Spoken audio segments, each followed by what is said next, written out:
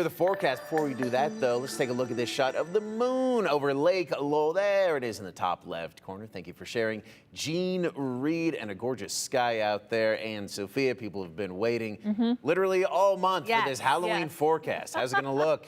It's looking great, and I'm really glad that it's stacked up this way because we're talking about temperatures that are going to be a little bit more comfortable, even above average. Temperatures are going to be above average in many spots for what we would typically expect this time of year. So let's go right into what you'll be seeing in the evening hours while you're trick-or-treating. You can see temperatures in the valleys are going to be around the 60s until around 7:30 at night. Then we dip out of the 60s and start to cool down into the low 50s right around 9 o'clock or maybe by the time you're heading home. By the way, mountain locations are going to be a little bit similar, but subtract 10 from all of these numbers. So 10 degrees cooler, 53 degrees, maybe around 6 o'clock, and then about 50 by 7 o'clock. The only thing that might get a little hitch in your giddy up for all the cowboys and cowgirls dressing up out there is going to be these breezy conditions that we're expecting to pick up in the afternoon.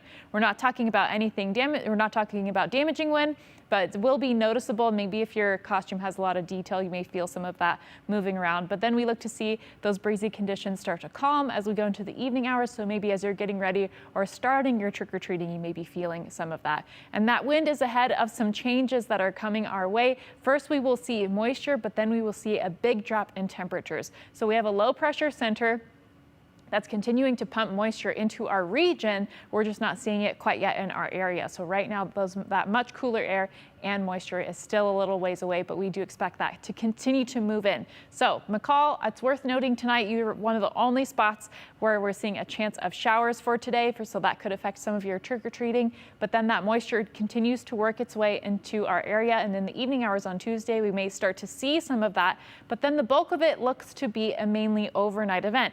Now, after that moisture comes in, the cold air comes behind it. So then we see a lot more widespread snow, and we may even see some snowflakes in the valley locations on Wednesday morning as that cooler air works in.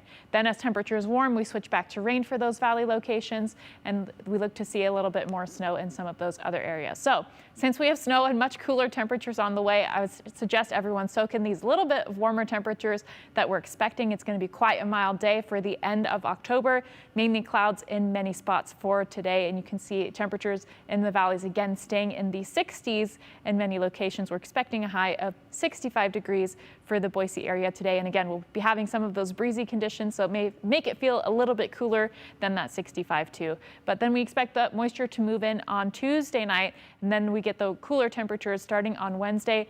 Thursday it gets really cold, low of 25 degrees, so cooler and wetter weather is on the way for us.